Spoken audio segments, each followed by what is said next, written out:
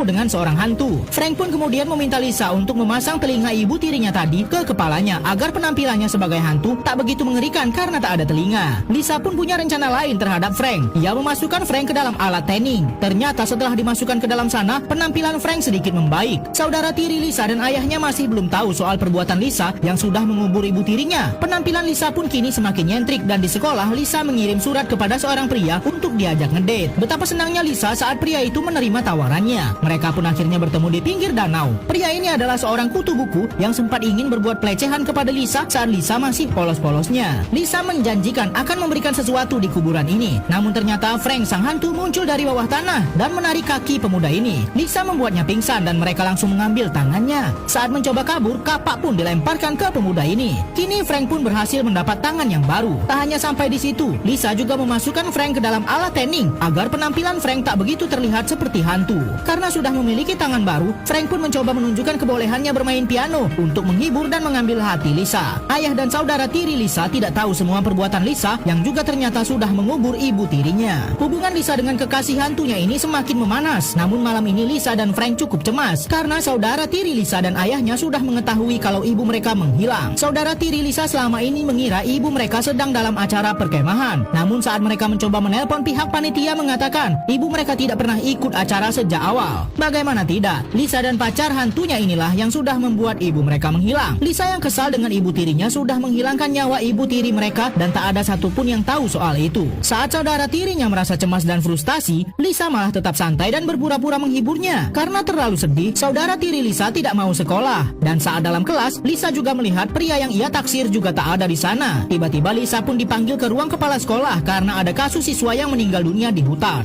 Sebenarnya memang Lisa pelakunya, namun tentu saja ia tak mau mengaku. Walaupun polisi mengatakan ada saksi yang melihat dan ciri-cirinya sangat mirip dengan Lisa. Karena sangat kesal dituduh sebagai seorang kriminal, Lisa pun pergi begitu saja dari sekolahnya. Lisa pun dijemput pacar hantunya. Karena tahu bahwa ia dalam masalah dan bisa saja dirinya ditangkap dalam waktu dekat, Lisa pun meminta diantarkan ke rumah pria yang ia sukai dan ia ingin menyerahkan kehormatannya kepada idolanya sebelum ia ditangkap bahkan meninggal dunia. Hantu ini pun tampak kecewa karena ternyata Lisa juga menyukai manusia lain. Namun saat Lisa sudah di depan kamar pria yang ia sukai, ternyata ada saudara tirinya di sana. Betapa hancurnya hati Lisa melihat pemandangan ini. Ternyata ia sudah ditikung saudara sendiri. Bukannya pergi, Lisa malah melabrak mereka. Saat saudara tirinya sedang membela diri, Frank pun datang dan langsung menyerang pria yang sudah menyakiti hati Lisa. Namun saat Frank akan menyerang saudaranya, Lisa mencegah Frank. Setelah melihat perbuatan Frank, barulah Lisa sadar kalau hantu ini sangat mencintainya. Melihat cinta Frank yang begitu besar, Lisa pun menyerahkan semuanya kepada Frank. Bahkan Lisa rela pindah ke alam lain agar bisa hidup selamanya bersama Frank sebagai hantu.